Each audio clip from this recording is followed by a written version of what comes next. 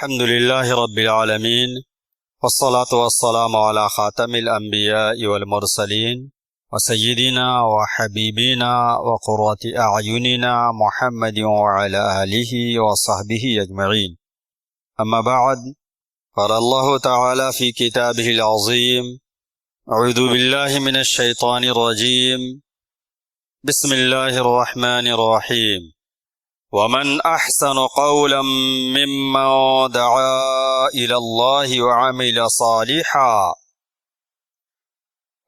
صالحا وقال إنني من المسلمين. ولا تستوي الحسنة ولا السيئة ادفع بالتي هي أحسن فإذا الذي بينك وبينه عداوة كأنه ولي حميم. وما يلقاها إلا الذين صبروا وما يلقاها إلا ذو حظ عظيم. صدق اللہ العظیم. حاضرین جمعہ، نیکی کی طرف حکم کرنا اور برائی سے روکنا دین کا یہ ایک ایسا شعبہ ہے جس پر ہمیشہ سے بولا جاتا رہا ہے اور ہمیشہ بولے جانے کی ضرورت ہے. آج امر بالمعروف اور نہی عن المنکر کی ضمن میں چند باتیں پیش کرنے کی کوشش کروں گا. اللہ رب العزت سے دعا ہے کہ یہ باتیں خصوصی طور سے میرے لیے اور سننے والوں کے لیے کارآمد بنائے. ہم کائنات کے اشیاء پر غور کرتے ہیں، چیزوں کو دیکھتے ہیں تو عمومی طور سے چیزیں اپنی دو حالتوں میں پائی جاتی ہیں.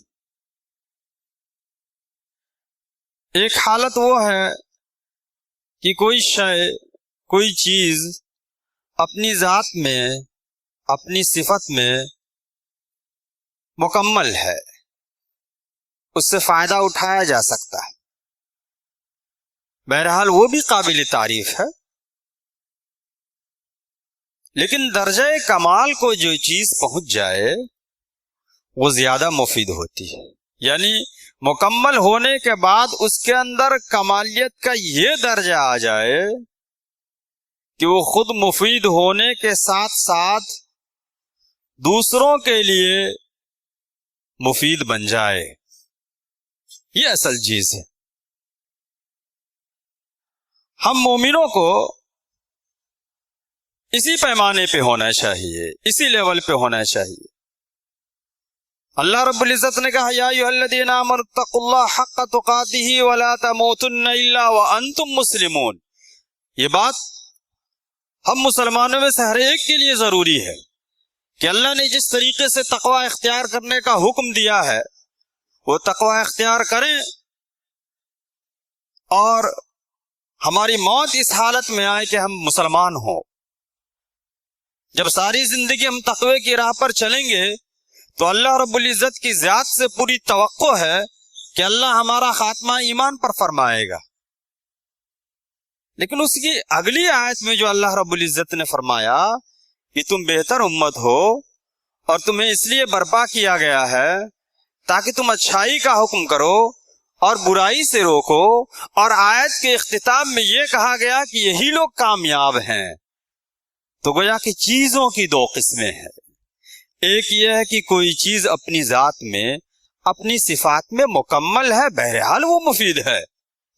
لیکن کوئی چیز اپنی تکمیل کے ساتھ ساتھ اتنی خوبیاں لیے ہوئی ہو اور کمال کے درجے کو پہنچی ہوئی ہو کہ خود مفید ہونے کے ساتھ ساتھ جو آس پاس میں چیزیں ہوں ان کو بھی اپنے رنگ میں رنگ دے، اپنے ڈھنگ جیسا بنا لے، وہ اصل خوبی ہے، اور یہی چیز مومن و کافر، یہی چیز نیکی اور بدی میں ہوتی ہے۔ اور ایک مومن کے ایمان کا تقاضا یہ ہے کہ اس کا ایمان اس لیول کا ہو، اس معیار کا ہو، اس کیفیت کا ہو کہ اس کے ایمان سے صرف اسی کا فائدہ نہ ہو، بلکہ آس پاس میں رہنے والے لوگ، آزو بازو میں بیٹھنے والے لوگ، محلے سماج کے لوگ، خاندان کے لوگ، اور خصوصی طور سے ہمارے گھر کے افراد ہمارے ایمان کی شعاعوں سے منور ہوں۔ مثال کے طور پہ ٹھنڈا، جیسے پانی ٹھنڈا ہے، یہ ایک کیفیت ہے، پانی کی صفت ہے، بہرحال مفید ہے۔ لیکن یہی پانی اگر برف بن جائے تو گویا کہ اس نے اپنی صفت کو درجہ کمال تک حاصل کر لیا، اور یہ برف اب خود ٹھنڈا رہنے کے ساتھ ساتھ آزو بازو کو بھی ٹھنڈا کرتی۔ آگ گرم ہے،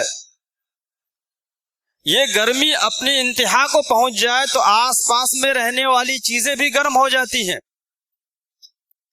چیزوں کو بھی حرارت ملتی ہے۔ ایمان کی حرارت وہی چیز ہے۔ ہمارے اندر ایمان کس کیفیت کا ہے؟ کیا ہمارا ایمان ہمیں مسجد تک لانے کے لیے کافی ہے، یا ہمارا ایمان ہمیں مسجد تک لانے کے ساتھ ساتھ سوئے ہوئے بچوں کو اٹھانے پر بھی آمادہ کرتا ہے؟ آس پاس میں چلنے والے لوگوں کو بھی مسجد کی طرف دعوت دیتا ہمارا ایمان۔ کستوری دیکھ لیجئے، عطر جس کو کستوری جسے کہتے ہیں کہ مشک جسے کہتے ہیں، خوشبو تو دیتی ہے کستوری، لیکن اس کی خوشبو اپنی انتہا کو پہنچی ہوئی ہے، آزو بازو میں بیٹھنے والے لوگ کی سانسیں بھی معطر ہو جاتی ہے، وہ ماحول بھی عطر بیز ہو جاتا ہے۔ تو گویا کی ایمان کی جو کیفیت ہے وہ ایک کیفیت تو یہ ہے، اور دوسری کیفیت اعلیٰ درجے کی ہے۔ تو اصل جو مطلوب ہے ہم سے، ایمان کی جو کیفیت مطلوب ہے وہ یہی ہے کہ ایک صاحب ایمان کو ایسے ایمان والا ہونا چاہیے۔ اگر ہمارا ایمان ایسا نہیں ہوا اور ہم نے امر بالمعروف کا فریضہ انجام نہیں دیا تو پھر اس پر بہت ساری وعیدیں آئی ہیں۔ وعیدوں کی آیات ابھی پڑھنے کا وقت نہیں ہے، لیکن چند چیزوں کی طرف میں اشارہ کرتا ہوں۔ اگر ہم نے یہ فریضہ انجام نہیں ادا کیا تو ہم سے پہلی جو امتیں تھی ان امتوں کے ساتھ کیا ہوا؟ سورہ مائدہ میں آیا ہے جس میں داؤد علیہ السلام کا تذکرہ ہے، لعن الذین کفروا علی لسان داؤد، اور اگلی آیت میں ہے کانوا لا یتناہون عن منکر فعلوہ، کہ اللہ نے ان لوگوں پر لعنت اس لیے کیا کہ یہ لوگ ان لوگوں کو نہیں روکتے تھے جو برائی میں ملوث ہوتے تھے۔ تو برائی میں جو لوگ ملوث ہو ان کو روکنا ہمارا فریضہ ہے۔ اچھا، یہ کوئی ضروری نہیں ہے کہ روکنے سے لوگ مان ہی جائیں، اس ٹاپک پہ ہم آتے ہیں بعد میں، اس لیے کہ ہمارے موضوع کا دو حصہ ہے، ایک یہ ہے کہ امر بالمعروف اور دوسرا نہیں عن المنکر۔ امر بالمعروف کا مطلب ہے نیکی کا حکم کرنا۔ نیکی کا حکم کرنا تھوڑا آسان لگتا ہے، اور جلدی اس نیکی کا حکم کرتے ہوئے فوراً انسان ریاکشن کا شکار نہیں ہوتا ہے، برا بھلا نہیں کہتا ہے، الٹا سیدھا سننے کو نہیں ملتا ہے، اس لیے کہ ایک اچھی چیز کا ہم حکم کر رہے ہیں اور یہ چیز آسان لگتی ہے۔ اپنی ذات میں بھی انسان کو نیکی کرنا آسان لگتا ہے۔ میں اکثر کہا کرتا ہوں کہ ایک انسان ساری رات تہجد پڑھ سکتا ہے، قرآن کی تلاوتیں اکثر اوقات کر سکتا ہے، اٹھتے بیٹھتے چلتے پھرتے ذکر و اذکار میں اپنی زبان کو رطب اللسان رکھ سکتا ہے، ہمہ وقت وہ اپنے آپ کو ذکر اذکار میں مصروف رکھ سکتا ہے، لیکن کیا وہی انسان برائیوں سے بھی بچ سکتا ہے؟ نیکیوں کا کرنا بہت آسان ہے۔ ہم میں سے ہر ایک کی ذمہ داری ہے کہ اپنے اپنے دلوں میں جھانک کر کے دیکھیں کہ ہم نیکیاں تو انجام دیتے ہیں، بہرحال یہ اچھی چیز ہے، اس کا کرنا بھی تھوڑا آسان ہوتا ہے، ماحول ویسا مل جائے تو اور آسان ہوتا ہے، ساتھی ویسے مل جائے تو اور آسان ہوتا ہے، لیکن برائیوں سے بچنا مشکل ہے۔ تو پہلا کام جو ہے امر بالمعروف، یہ ذرا آسان ہے اور یہ انجام دینا ضروری ہے، لیکن امر بالمعروف صرف اقوال سے نہیں افعال سے بھی ہونی چاہیے. دوسرا جو شعبہ ہے اس کا، یہ اس شعبے کا دوسرا جو حصہ ہے نہی عن المنکر، یہ ذرا مشکل ہوتا ہے، یہ خود کے لیے بھی مشکل ہوتا ہے اور دوسروں کو برائی سے روکنا بھی مشکل ہوتا ہے. بسا اوقات دل میں خوف ہوتا ہے کہ دیکھو فلاں صاحب کو میں نے برائی کرتے ہوئے دیکھا، روکنے کے بعد کہیں تعلقات نہ خراب ہو جائے، کہیں برا نہ مان جائے، کہیں رشتے ناطے میں دراڑ نہ پڑ جائے، کہیں فلاں صاحب ناراض نہ ہو جائے. اس لیے حکمت کا، بلکہ حکمت نہیں کہا جائے تو بہتر ہے، مصلحت کا پہلو اختیار کرتے ہیں ہم. اور ہر جگہ مصلحت کارگر نہیں ہوتی ہے، مصلحت کی برف رگوں میں جمی ہوئی، پہلے کی طرح گرم ہمارا لہو نہیں. لیکن مصلحت اچھی چیز نہیں ہوتی ہے. بس اوقات کبھی مصلحت سے کام کیا جائے تو ٹھیک ہے، لیکن مصلحت ہر جگہ لا کر کے اپنی کمی اور کوتاہیوں کو چھپانے کا سب سے بہترین ذریعہ مصلحت پسندی، کہ اپنے دامن کو بچا کر کے چلے جاؤ. گھر سے نکلے، راستے میں کچھ ایسے بچے نظر آ گئے جو ایسی چیزوں میں ملوث ہے جو شریعت کے خلاف ہے. اب پہلے کی طرح ماحول تو نہیں ہے، لیکن اب بھی دل گردے کی بات ہے کہ کوئی سامنے سے روک دے، ٹوک دے کہ ایسا کرنا غلط ہے. بہت ممکن ہے کہ روکنے ٹوکنے کے بعد کچھ سننے کو مل جائے، لیکن یہ خدا کی راہ میں برداشت کیا جا سکتا ہے. نیکیوں کا کرنا آسان ہے، برائیوں سے روکنا مشکل ہے. اچھا، یہ کوئی ضروری نہیں ہے، ہم اس بات کو ذہن میں بٹھا لیں کہ کوئی ضروری نہیں ہے کہ ہم جس کو برائی سے روکیں وہ رک ہی جائے. تو آخر کیوں روکیں گے؟ اگر کسی کے بارے میں یہ مجھے شبہ ہو یا یقین ہو کہ برائی سے روکنے کے بعد ہو سکتا نہیں رکے، تو آخر کیوں روکے؟ حضرت داؤد علیہ السلام کے زمانے میں ہم نے کتابوں میں بہت جگہ پڑھا ہے کہ بنی اسرائیل، جس کو آج کل اسرائیل کہا جاتا ہے، یہ بنی اسرائیل ہی ہے. یعقوب علیہ السلام کا دوسرا نام اسرائیل تھا، اور اسرائیل کی اولاد کو بنی اسرائیل کہتے ہیں. یعنی یعقوب علیہ السلام کی نسل سے جتنے لوگ آئے وہ سب کے سب بنی اسرائیل ہیں، چاہے وہ کرسچن ہو جسے عیسائی کہتے ہیں ہم، انگریز لوگ عام طور سے وہ بنی اسرائیل ہیں. اور یہ جو اسرائیل ہے یہ بھی بنی اسرائیل ہے. قرآن میں جو ہم اتنا تذکرہ پڑھتے ہیں یا بنی اسرائیل یا بنی اسرائیل، یہی بنی اسرائیل ہیں. تو یعقوب علیہ السلام کا دوسرا نام اسرائیل تھا. بنی اسرائیل کے بارے میں ہم اکثر پڑھتے ہوئے آئے ہیں کہ ان میں سے ایک نسل کو، ایک جماعت کو بندر اور خنزیر بنا دیا گیا تھا. عموماً ہمارے ذہنوں میں یہ بات نہیں آتی ہے کہ کون لوگ تھے وہ. بنی اسرائیل کا تذکرہ آتا ہے تو عموماً ہمارا ذہن اس بات کی طرف جاتا ہے کہ موسیٰ علیہ السلام کے ماننے والے بنی اسرائیل ہیں. موسیٰ علیہ السلام اس لیے کہ ابھی جو اسرائیل ہے یہ موسیٰ علیہ السلام کو مانتے ہیں، تو بنی اسرائیل سے فوراً ہمارا ذہن یہ جاتا ہے کہ موسیٰ علیہ السلام کے. حالانکہ موسیٰ علیہ السلام کے ماننے والے بھی، عیسیٰ علیہ السلام کے ماننے والے بھی، سلیمان علیہ السلام، زکریا علیہ السلام، یحییٰ علیہ السلام، داؤد علیہ السلام، ایوب علیہ السلام، یوسف علیہ السلام، یعقوب علیہ السلام، اور اس کے درمیان میں جتنے انبیاء کے نام چھوٹ گئے ہیں، یعنی عیسیٰ علیہ السلام سے لے کر کے اور یعقوب علیہ السلام تک جتنے انبیاء آئے، ان کے درمیان جتنے نبی اور انبیاء ان کے ماننے والے کو بنی اسرائیل کہتے ہیں. تو یہ جو واقعہ پیش آیا تھا، یہ جو سزا دی گئی تھی، یہ داؤد علیہ السلام کی قوم پر سزا آئی تھی کہ جن کو کہا گیا تھا کہ سمندر کے کنارے مچھلیاں ہیں، ان مچھلیوں کو سنیچر کے دن نہیں پکڑنا ہے. دیکھیے، ہم تو بات یہ کہنا چاہ رہے تھے کہ اگر کوئی برائی سے نہ رکے اور ہمیں یقین ہو کہ نہیں رکے گا تو اس کو ہم کیوں روکے. اصل اس ٹاپک پہ ہم کو لانا ہے کہ وہاں پر جواب کیا دیا گیا. اب بات آ گئی آیت پہ، تو آیت کے بارے میں بھی تھوڑی سی بات میں بتاتا ہوں، پوری تفصیل نہیں بتاؤں گا، وہاں پہ تھوڑا سا اشارہ کر دوں. وہ یہ ہے کہ اس آیت میں یہ کہا گیا ہے کہ ان لوگوں کو سنیچر کے دن، سب کے دن مچھلیوں کے پکڑنے سے منع کیا گیا تھا، اور جب یہ لوگ نہیں مانے تو ان کو بندر اور خنزیر بنا دیا گیا. یہاں پر یہ بات غور کرنے کی بات ہے، ہماری زندگی سے متعلق بات ہے کہ ایسا نہیں ہے کہ مچھلیاں صرف سنیچر کے دن آتی تھی، بلکہ مچھلیاں روزانہ آتی تھی، اور سنیچر کے علاوہ دوسرے دنوں میں مچھلیوں کے پکڑنے کی وجہ سے ان کی ضرورتیں پوری ہو رہی تھی. لیکن اس کے باوجود انہوں نے جہاں حلال کیا گیا تھا ان کو جو چیزیں، ان حلال چیزوں کو چھوڑ کر کے جن چیزوں سے منع کیا گیا تھا، یعنی سنیچر کے دن مچھلیاں پکڑنا، ان کی طرف ان کی نظریں بار بار اٹھتی تھی اور اس گناہ کا ارتکاب بھی انہوں نے کیا. تو پھر اللہ رب العزت نے ایسا کیا کہ سوائے سنیچر کے دن اور کسی دن مچھلیاں نہیں آتی تھی. اس سے کیا سبق ملتا ہے ہمیں؟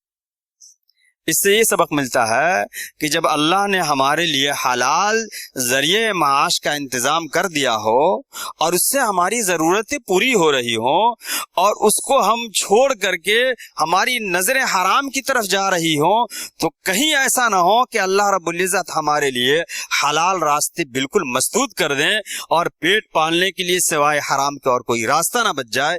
پھر ہم لوگوں سے کہتے پھرے کہ اس کے علاوہ تو کوئی چارہ ہی نہیں. ہمارے بیک کو ہمارے پیچھے کو دیکھنا چاہیے، بیک گراؤنڈ کو دیکھنا، ہم نے کیا کیا حرکتیں کی جس کی وجہ سے ہمارے لیے حلال راستے بند ہو گئے. تو ہمیں اس سے یہ سبق ملتا ہے. اگرچہ میں یہاں پہ دوسرا پوائنٹ لانا چاہ رہا تھا، لیکن آیت کی بات آئی تو میں بتا دوں کہ ہمیں اس سے یہ سبق ملتا ہے کہ بسا اوقات ہم بھی اپنی زندگی میں حلال چیزوں کو چھوڑ کر کے حرام راستوں کو اختیار کرتے ہیں تو اللہ تعالیٰ ہمارے لیے حلال راستے مسدود ہی کر دیتے ہیں اور پیٹ پالنے کے لیے سوائے حرام کے اور کوئی راستہ ہی نہیں بچ جاتا ہے. اچھا، ایک بات اور یاد آ گئی یہاں پہ، اس سے ایک اور سبق ملتا ہے. وہ یہ ہے کہ کبھی کبھی ایسا بھی ہوتا ہے کہ کسی انسان کے دل میں، اس کے نفس میں غلاظتیں، آلائشیں بھری ہوتی، گناہوں کا رسیا بننے کی وہ کوشش کرتا ہے، گناہ میں ملوث ہونے کی کوشش کرتا ہے، لیکن موقع نہیں مل پاتا ہے. تو اگر کوئی شخص اندر سے تو گنہگار ہو لیکن گناہ کرنے کا موقع نہیں مل پاتا، اس لیے گناہ نہیں کرتا ہے، تو کبھی کبھی اللہ رب العزت اس کو گناہ کرنے کا موقع دے دیتے ہیں تاکہ جو چیز تمہارے دل میں چھپی ہوئی ہے وہ ظاہر آ جائے. تو وہ لوگ، ان لوگوں کی لالچ بھری نگاہیں سنیچر کے دن اٹھ رہی تھی تو اللہ نے ویسا کر دیا کہ اب اس کے علاوہ کوئی چارہ ہی نہیں. بہرحال تو یہ ہے کہ ہمیں یہ کوشش کرنی چاہیے. ایک حدیث بھی ہے، وَلَا يَحْمِلَنَّكُمْ اسْتِبْطَاءُ الرِّزْقِ أَن تَبْتَغُوهُ فِي مَعْصِيَةِ اللَّهِ. اس سے پہلے والی بات بھی میں پڑھ دوں. امام صاحب تو ہمیشہ وہ خطبے میں پڑھتے ہیں، الا ان نفسا لن تموت حتى تستكمل رزقها. ہمارے ٹاپک سے ہٹی ہوئی بات ہے لیکن بات آئی تو میں بات مکمل کر کے پھر وہاں میں جاؤں گا. الا ان نفسا لن تموت حتى تستكمل رزقها. سن لو اور غور سے سن لو کہ کوئی انسان اس وقت تک نہیں مر سکتا جب تک کہ اپنی روزی مکمل نہ کر لے. اور اس کے آگے یہ بات بھی ہے، وَلَا يَحْمِلَنَّكُمْ اسْتِبْطَاءُ الرِّزْقِ أَن تَبْتَغُوهُ فِي مَعْصِيَةِ اللَّهِ. کہ رزق کا تاخیر سے تم تک پہنچنا تمہیں اس بات پر آمادہ نہ کر دے کہ تم اس کو خدا کی معصیت میں ڈھونڈنا شروع کر دو. ہو سکتا ہے رزق تاخیر سے آئے لیکن اتنی تو آ کر کے رہے گی جتنی مقدر میں لکھی ہوئی ہے. تو بہرحال یہ بات یہاں چل رہی تھی کہ برائیوں سے روکنے کے بعد کبھی کبھی ہمیں یہ دل میں احساس ہونے لگتا ہے کہ جس کو میں برائی سے روک رہا ہوں. آج کے ٹاپک امر بالمعروف نہی عن المنکر میں امر بالمعروف پہ تھوڑا کم میں نے اس لیے بولا کہ یہ کرنا آسان ہے اور اس کا حکم کرنا بھی آسان ہے. اور جس کو آپ حکم دیں گے تو ایسا نہیں کہ ڈانٹ پھٹکار کے بھگا دیں گے، کبھی کبھی تو چائے پہ بھی بٹھا لیں گے کہ چلو صاحب آئے ہیں بلانے کے لیے، نماز کے لیے چلیے چائے پی کر کے چلتے. لیکن نہی عن المنکر میں ایسا کم ہوتا ہے. اس لیے نہی عن المنکر کے تعلق سے میں بھی بول رہا ہوں کہ کبھی کبھی ایسا ہوتا ہے کہ جس کو ہم منع کر رہے ہیں وہ اس کے بارے میں ہمارے دل میں احساس ہونے لگتا ہے کہ یہ بات مانے گا ہی نہیں، یہ اتنا بدقماش ہے، اتنا شریر ہے کہ یہ بات نہیں مانے گا. لیکن ہماری ذمہ داری کیا ہے؟ اب یہاں پر دیکھیے، مچھلی پکڑنے والوں میں 3 گروہ ہو گئے تھے. ایک لوگ مچھلیاں پکڑ رہے تھے، ایک گروہ مچھلیاں پکڑ رہا تھا اور دوسرا گروہ جو ہے اسے منع کر رہا تھا، اور تیسرا گروہ جو ہے وہ نیک اور اللہ والا تھا. آسانی کے ساتھ، خاموشی کے ساتھ مسجد میں، عبادت خانوں میں بیٹھ کر کے وہ اللہ اللہ کیا کرتا تھا. بہرحال وہ نیک طبقہ تھا، نیک جماعت تھی، لیکن نہ وہ برائی میں ملوث تھی وہ جماعت اور نہ برائی کرنے والوں کو روک رہی تھی. بلکہ جو لوگ روک رہے تھے ان سے یہ نیک لوگ کہا کرتے تھے کہ تم ایسی قوم کو لم تعظون قوما اللہ مہلکہم او معذبہم عذابا شدیدا. وہ لوگ کہہ رہے تھے کہ آخر تم ایسے لوگوں کو کیوں نصیحت کرتے ہو، ایسے لوگوں کو برائیوں سے کیوں روکتے ہو جسے اللہ تعالیٰ ہلاک کرنے والا ہے یا سخت عذاب دینے والا ہے. تو جو لوگ روک رہے تھے انہوں نے یہ جواب دیا، قالو، माज़िरतन इला रब्बिकुम वलअल्लहुम यत्तकून। देखिए कितना बलीग जवाब है। कुरान को गौर से पढ़िए तो दिल बाग बाग हो जाता है। और इस बात पे तो मैं कहता हूँ कि सारी जिंदगी अगर सजदे में पड़ा रह जाए कि अल्लाह रब्बुल इज्जत ने हमें ईमान से सरफराज किया है तो भी हक अदा नहीं हुआ। कुरान की एक आयत के एक एक हर्फ को देखिए। यहाँ पर देखिए मैं थोड़ा हिकमत जो इसमें नुक्ते हैं वो बताता हूँ। कालू माज़िरतन इला रब्बिकुम, जो लोग बुराई करने वालों को रोक रहे थे उन्होंने ये कहा मैं तो ये काम इसलिए करता हूं ताकि तेरे रब के पास उज़्र पेश कर सकूं। उन्होंने ये नहीं कहा मैं अपने रब के पास उज़्र पेश कर सकूं, ताकि तेरे रब के पास उज़्र पेश कर सकूं ताकि उसको भी दिल में ख्याल हो कि हो सकता है कि रब पूछे। और दूसरा जवाब उन्होंने दिया, पहला जवाब तो ये दिया कि कालू माज़िरतन इला रब्बिकुम, ताकि तेरे रब के पास उज़्र पेश कर सकूं। इससे साफ बात जाहिर होती है कि किसी को अगर हम बुराई से नहीं रोकते हैं और वो शख्स नहीं रुकता है तो हमारी जिम्मेदारी अदा हो गई। हम खुदा के दरबार में उज़्र पेश किए जाने के लायक हो गए कि अय रब्बुल आलमीन, हमने तो फलां बंदे को इस काम से रोका था, वो नहीं रुका तो उसका मामला। एक पहलू इसका अदा हो गया। दूसरा पहलू लअल्लहुम यत्तकून। देखिए क्या उम्मीद भरी बात है। मान लिया जाए कि इतने बुरे हैं और बुराई में इस हद तक पहुंच चुके हैं कि जाहिरी इम्कानात बिल्कुल मसदूद हो चुके हैं कि शायद ये नेकी की तरफ नहीं आ सकता, लेकिन लअल्लहुम यत्तकून, हो सकता है कि वो तक़वा इख्तियार कर ले, हो सकता है कि वो नेक रास्ते पर आ जाए, हो सकता है कि सही रास्ते को इख्तियार कर ले। तो गोया कि बुराई से रोकना जो है ना, ये जरूरी इसलिए है कि इससे रोकने में दिल में कचोके भी लगते हैं, बातें भी सुननी पड़ती है और मुमकिन है कि लोग नहीं भी माने, लेकिन माज़िरतन इला रब्बिकुम, कम से कम हम अपने रब के दरबार में ये कहने के लायक तो हो जाएं कि माना कि इस जहां को ना गुलजार कर सके, माना कि इस जहां को ना गुलजार कर सके, कुछ खार कम तो कर गए गुजरे जिधर से हम, कम से कम इस बात के कहने के लायक हो जाए। बहरहाल बुराइयों से रोकना ज्यादा अहम है अच्छाई का हुक्म करने के मुकाबले में। इत्तका यत्तकी कहते हैं ये बुरे कामों से बचने के लिए और बुरे कामों से रोकने के लिए। तो ये अब ये यहाँ पे सवाल ये आता है कि बुराइयों से रोकना क्या उसको क्या तरीका इख्तियार किया जाए, क्या हर एक शख्स को एक ही लट से रोका जाए या क्या होना चाहिए, ये हमारे जहन में बात हो। असल में ये चीजें ना होने की वजह से बाज मसाइल पैदा होते हैं। बुराइयों से रोकने तरीके क्या होनी चाहिए, हर एक काम करने का कुछ तरीका होता है। बेसलीका अगर काम किया जाए, बेसलीका अगर बात कही जाए तो उन बातों का असर नहीं होता।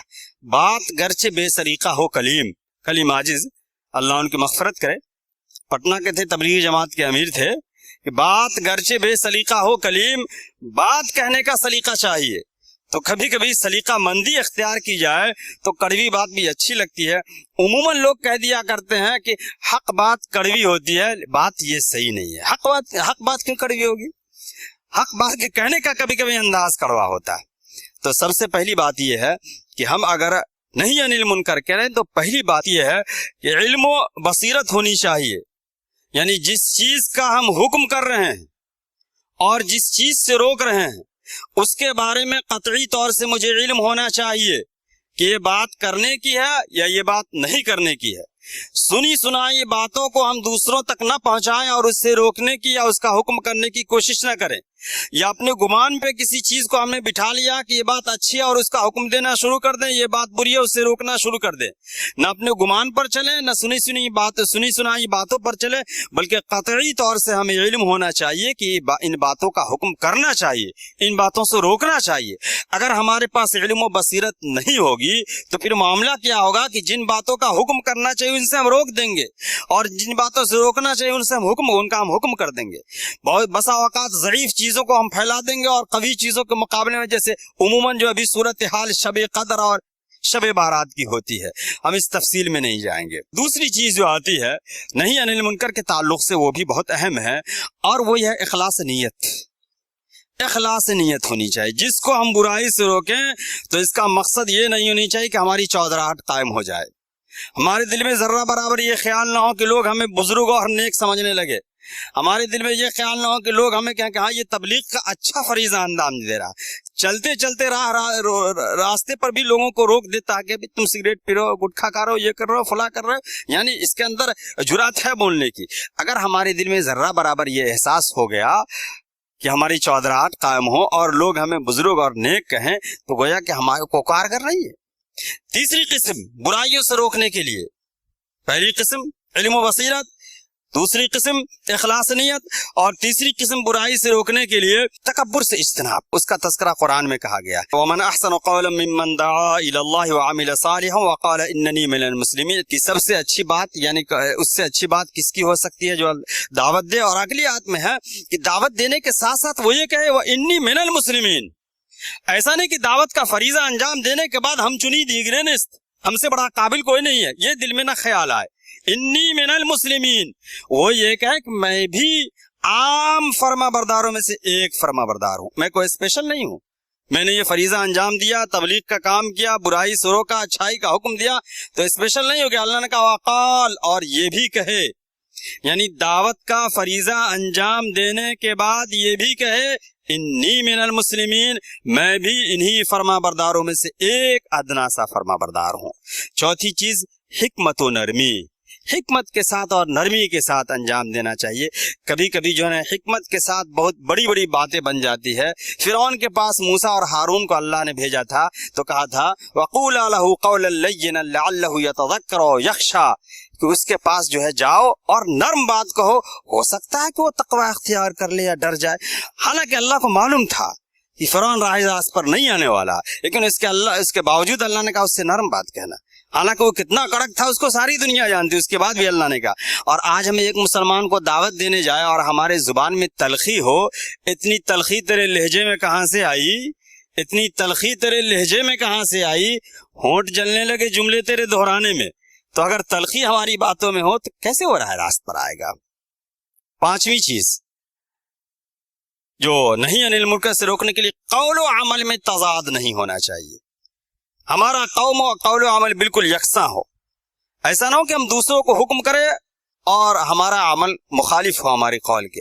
اور میں تو ایک قدم آگے بڑھ کے کہتا ہوں, اور بہت اہم بات ہے, بہت سوچنے والی بات, وہ یہ ہے کہ جن چیزوں سے ہم دوسروں کو روک رہے ہیں, اگر ہم بظاہر ان برے کاموں کو نہیں کر پا رہے ہیں, نہیں کر پا رہے ہیں, اور دل میں کرنے کی امید ہے, یا اگر ہم یہ سوچ رہے ہیں کہ ہمیں موقع ملے تو ہم بھی وہ کام انجام دے سکتے ہیں, تو قول و عمل میں تضاد اس کو بھی کہیں گے.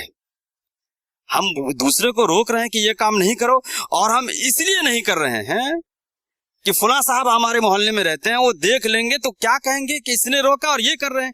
لیکن دل میں اگر یہ امید ہو کہ اگر کہیں ایسی جگہ ہم چلے جائیں جہاں یہ لوگ نہیں ہو تو ہم یہ کام کریں گے, تو گویا قول و عمل میں تضاد ہے. وقت کی قلت ہے, اس لیے آخری بات بہت تفصیل کے ساتھ نہیں کہہ کے مختصراً میں کہہ دوں کہ صبر و استقامت. اس راستے پر اگر ہم نکلے ہیں تو ایک پہلو امر بالمعروف, یہ تو آسان ہے, اس پہ ہمیں زیادہ بولنا بھی نہیں. اصل نہیں انل منکر ہے جس سے ہم آنکھیں موندے ہوئے ہیں, اور ہم صرف امر بالمعروف کر کے سوچتے ہیں ہم نے بہت بڑا فریضہ انجام دے دیا اور خدا کے ہم عذر پیش کیے جانے کے لائق ہو گئے. حالانکہ نہیں انل منکر بھی اتنا ہی ضروری ہے جتنا امر بالمعروف ہے. اور نہیں انل منکر کے کرنے میں جو مصائب اور مشکلات آتی ہے, تو پھر اس کے بارے میں صبر و استقامت. لقمان علیہ السلام نے اپنے بیٹے سے کہا تھا اچھائی کا حکم دو, برائی کو روکو اور اس پر صبر کرو. اس سے صاف ظاہر ہے کہ اچھائی کے حکم دینے سے تو کم, لیکن برائیوں سے روکنے پہ مسائل ایسے آئیں گے جہاں پر صبر و استقامت کا دامن ہم سے نہیں چھوٹنا چاہیے. تو یہ چند چیزیں آخر کی جو ہے بہت اہم ہے کہ نہیں انل منکر یعنی برائی سے روکنے پر کیا کیا مصائب آ سکتے ہیں, کیا کیا سننے کو مل سکتا ہے, لیکن برائی سے روکنے کے لیے کیا کیا حکمتیں, کیا کیا طریقے اختیار کیے جائیں گے, وہ بھی ہمیں نظروں کے سامنے رہنی چاہیے. اللہ تعالیٰ کہنے سننے سے زیادہ عمل کرنے کی توفیق عنایت فرمائے. وآخر دعوانا الحمدللہ.